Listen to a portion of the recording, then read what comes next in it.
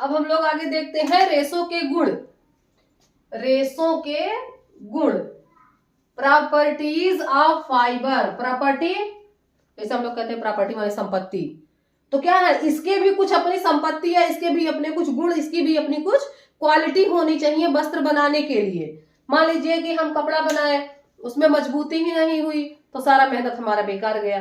तो कपड़ा बनाने के लिए जो मुख्य मुख्य है तो बहुत सारे, लेकिन जो मुख्य है इतना होना ही चाहिए, इतना आप लोग की जुबान पे रटा होना चाहिए कि कपड़ा बनाने के लिए रेशे में या सूत में जो हम कपड़ा पहनते हैं, XYZ कोई भी कपड़ा हो, तो पर्याप्त मजबूती तो होनी ही होनी चाहिए। स्ट्रेंथ, स्ट्रेंथ माने मजबूती, मजबूती क्या, जो खींचने पे जल्दी टूटे ना। तो ये क्या होता है, पर्याप्त मजबूती, एडिकेट स्ट्रेंथ। स्ट्रेंथ माने मजबूती।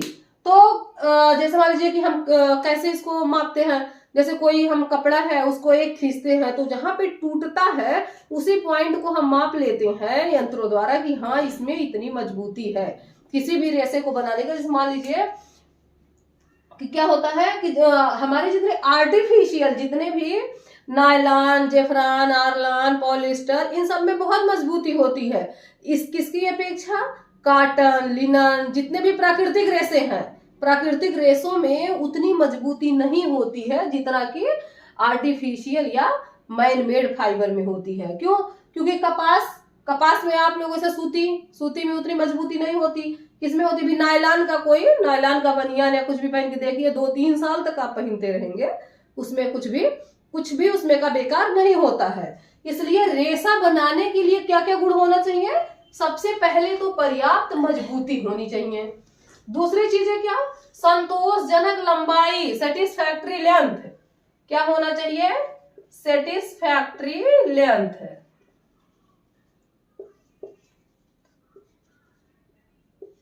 सेटिस्फैक्ट्री लेंथ, संतोषजनक लंबाई होनी चाहिए, नहीं तो हम क्या करेंगे, उसको करघे पे चढ़ाएंगे, लूम पे चढ़ाएंगे, जब उसमें लंबाई नहीं रहेगी तो हम कैसे काम कर पाएंगे। इसलिए कितनी लंबाई का होता है कपास का रेशा, कपास का रेशा आपका आधी इंच से 2.5 इंच तक, आधी इंच से 2.5 इंच तक होता है आपका कपास का रेशा। ये इस किस में नापा जाता है, इंच। इंच का मार्क से है ये क्या, किसका निशान है, इंच। तो हम इसको किसमें जो, अब देखिए लंबाई के आधार पे हम रेशे को 2 प्रकार में बांटेंगे, एक फिलामेंट, एक स्टेपल। फिलामेंट क्या होगा कि जिसको हम फीट या मीटर में नापते हैं, जैसे प्राकृतिक रेशों में आपका सिंगल आएगा रेशम, जिसको हम क्या करते हैं 1200 फीट 1800 फीट तक के लंबे होते हैं इसके रेशे।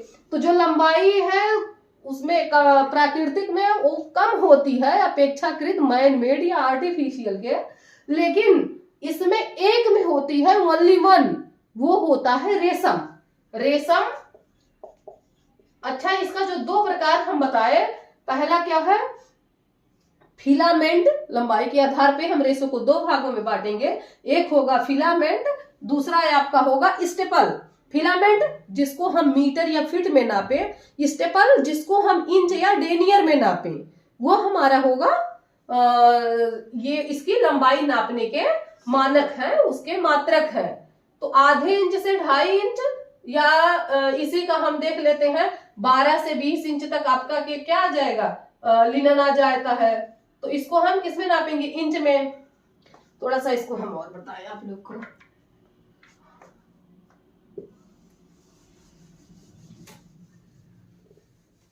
यानी कि लंबाई के आधार पे रेशे 2 होंगे, 2 प्रकार से। एक होगा फिलामेंट, दूसरा होगा स्टेपल। इसको ऐसे हिंदी में लिख सकते हैं आप इसी का, फिलामेंट, और इसको लिखेंगे स्टेपल। अब फिलामेंट स्टेपल किसमें नापेंगे, इंच या डेनियर। इसको किसमें नापेंगे, फीट या मीटर, क्योंकि ये बहुत लंबे होते हैं। जितने भी आपके सिंथेटिक हैं, रासायनिक रेशे हैं, मैन मेड फाइबर है, आप भाई उनको जितना चाहे उतना लंबा बना ले। लेकिन जो कपास है, लिनन है, इन सब क्या होते हैं, ये छोटे रेशों में आते हैं, और कपास का रेशा कितना होता है, आधे इंच से 2.5 इंच तक की लंबाई का होता है। लेकिन इसमें हम कितना तक नापते हैं, स्टेपल में आधी इंच से लेके 17 सेंटीमीटर तक, आधी इंच से लेके 17 सेंटीमीटर तक होते हैं, क्योंकि इसमें ऊन जो होता है, ऊन का रेशा लंबा होता है, 15 सेंटीमीटर से 17 सेंटीमीटर तक होता है। तो सेंटीमीटर में हम किस फाइबर को नापते हैं, स्टेपल। अगला है आपका आ जाता है लचीलापन, फ्लेक्सिबिलिटी, लचीलापन। ये क्या है, फ्लेक्सिबिलिटी। देखिए एक रेशे में फ्लेक्सिबिलिटी का होना बहुत आवश्यक है, नहीं तो फ्लेक्सिबिलिटी माने क्या है, लचीलापन, तनाव, दबाव सहने की क्षमता। मान लीजिए लूम पे हम कपड़े को चढ़ा रहे हैं, लूम पे हम ये ताना बाना बना लिए, ये हो गया लंबाई वाला ताना, और ये बेड़ी रेखा क्या हो गई, बाना। इसको बोलते हैं वार्प और इसको बोलते हैं वेफ्ट इंग्लिश में। तो ये जो ताना है, अगर इसमें लंबाई मान लो कि लचीलापन नहीं होगा, लचीलापन माने कोमलता कह ले, या आपके किसी भी स्थिति में ढलने की क्षमता, अगर इसमें नहीं होगा तो इसको क्या है, ये खट टूट जाएगा। तो क्या हमारा कपड़ा बन पाएगा, नहीं बन पाएगा। तो इसके लिए हमें क्या होना चाहिए, कपड़े में एक गुण का होना बहुत आवश्यक है, वो क्या है, लचीलापन, फ्लेक्सिबिलिटी, यानी कि तनाव दबाव जिस भी स्थिति में आए अपने आप को एडजस्ट कर ले, वो कहलाता है लचीलापन। फिर आता आपका प्रत्यस्कंदता एवं प्रत्यास्थता। जैसे हम समझाते चल रहे हैं ना, इसको मिटाते चल रहे हैं। प्रत्यस्कंदता या प्रत्यास्थता, प्रत्यस्कंदता, elasticity, resiliency and elasticity, resiliency and elasticity,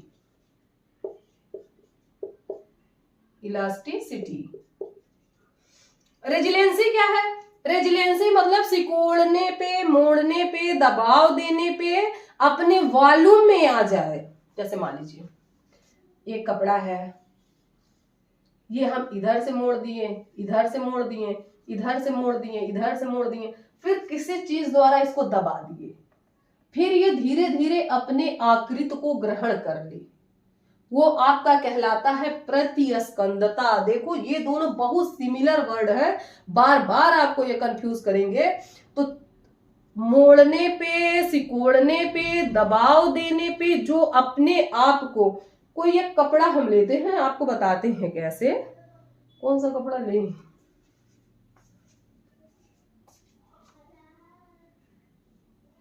हाँ, जैसे मान लीजिए कोई भी मेन आपका आता है ऊनी। अगर मान लो ऊनी कपड़े को ऐसे ऐसे आपने फोल्ड कर लिया, मोड़ के इसको खूब मशीन से किसी ऐसे तेज से दबा दिए, फिर दबा देने के बाद ये देखो धीरे धीरे धीरे धीरे करके क्या होगा, अपनी स्थिति में फूल के हो जाएगा जितनी इसकी स्थिति थी। या यूं समझ लीजिए जब हम सूटकेस में कपड़े भर के ठूस ठूस के भरते हैं, उसके बाद जब हम खोलते हैं कपड़ों को, जब उसमें सूटकेस में से निकाले और जो कपड़ा फूल के अपनी स्थिति में आ जाए, अपनी पुरानी स्थिति, पूर्वाकृति को, जो पूर्व में उसकी आकृति थी उसको, जैसे मान लो ऊन, ये देखो स्वेटर है ना, इस स्वेटर को कितना भी आप दबा देंगे, जब इसको छोड़ेंगे, जब ये फ्री होगा तो अपनी स्थिति को ग्रहण कर लेगा। ये कहलाती है आपकी प्रतिस्कंदता, रेजिलेंसी। क्या कहलाती है, रेजिलेंसी। मान लीजिए इतना है, इसको इतने में हमने मोड़ दिया किसी चीज से भारी दबाव देके, फिर जब छोड़ा तो धीरे धीरे अपनी स्थिति में आ गया। तो ये पुराने अपने वॉल्यूम को, अपनी आकृति को, अपनी आयतन को ग्रहण कर ले, वो कहलाता है क्या, प्रतिस्कंदता, प्रतिस्कंदता। और ये क्या है, इलास्टिसिटी। इलास्टिसिटी माने बच्चे मान लो इलास्टिक, जो बच्चों के चड्डी में या कहीं भी इलास्टिसिटी मतलब इलास्टिक जो डाला जाता है, बस उसको खींचो और लंबाई, अपनी पूर्व लंबाई को फिर से ग्रहण कर ले, वो कहलाती है इलास्टिसिटी। क्या कहलाती है, इलास्टिसिटी माने अपनी पूर्व लंबाई, यही इसमें अंतर है। प्रतिस्कंदता क्या करता है, लंबाई, चौड़ाई, मोटाई सब में फिर से आ जाता है पूर्वाकृति। इलास्टिसिटी क्या करती है, जैसे आपने लंबाई से खींचा, मान लो कोई पैजामा पहनाया, उसमें इलास्टिक डली है, उसको वो फैल गया, जब आप उसको निकाले फिर वो सिकुड़ गया, तो क्या किया, वो अपनी लंबाई को फिर से ग्रहण कर लिया। वो कहलाती है आपकी इलास्टिसिटी, यानी कि प्रत्यास्थता, प्रत्यास्थता, इलास्टिसिटी,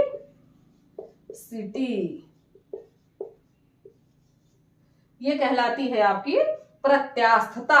समझ आया? नहीं समझ आया तो कमेंट करना, हम फिर से समझाएंगे, क्योंकि ये दोनों बहुत नजदीकी वर्ड है, ये दोनों एक दूसरे से इतने पास हैं कि बार बार भूल जाता है।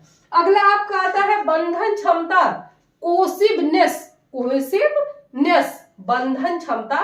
बंधन क्षमता, या इसको आप लिख सकते हैं आपस में सटने की क्षमता, आपस में सटने की क्षमता।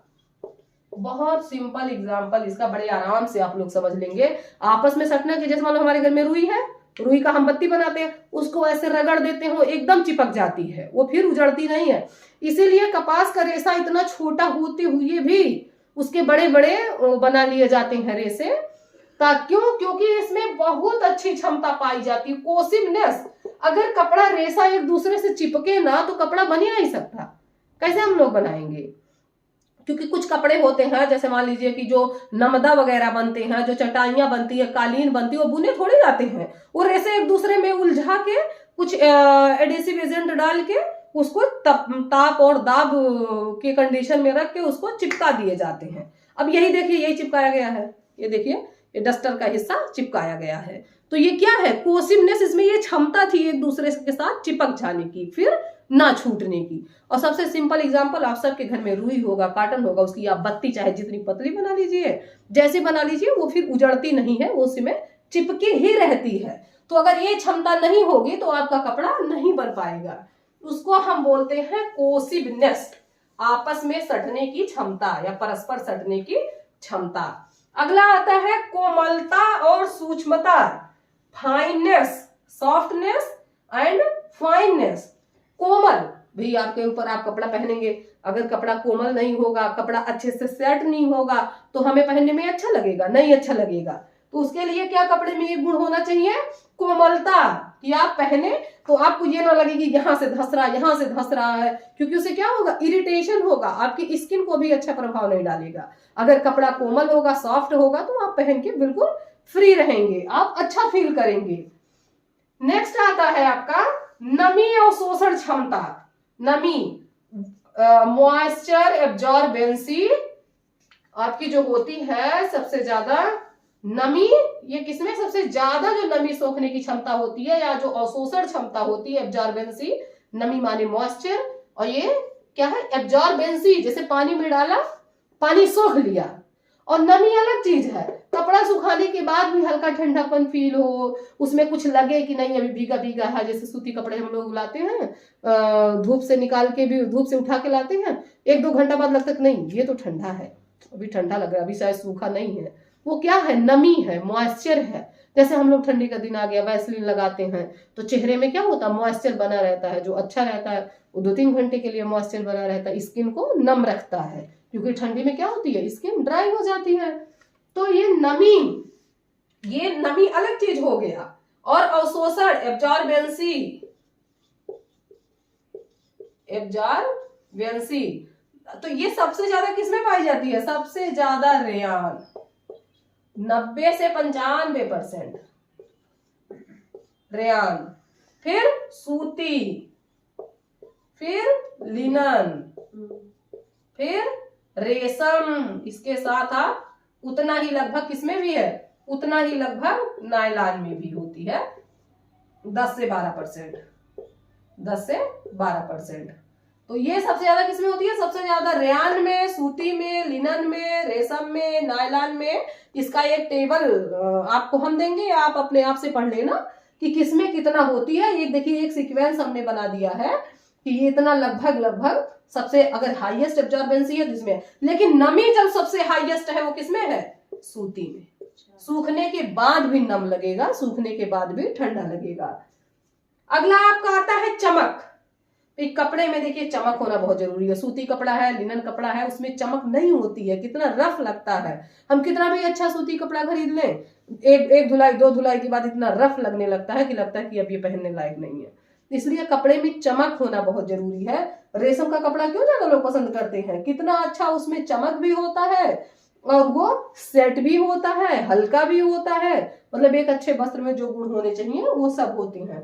तो चमक जो होता है वो सबसे अच्छा प्राकृतिक रेशों में देखा जाए तो सबसे अच्छा किसमें होता है? रेशम। रेशम बोले तो सिल्क, और सिल्क कौन सा रेशा है? प्राणिज। किससे पाया जाता है? प्राणिज, सॉरी प्राणिज। और इसमें उसके अलावा जो रेयान होता है, रेयान तो मान लीजिए कि कृत्रिम रेशम तो है ही है, रेयान को नाम ही कृत्रिम रेशम। सूर्य की परावर्तित किरणें इतना ज्यादा इसमें है कि इसको इसकी चमक कर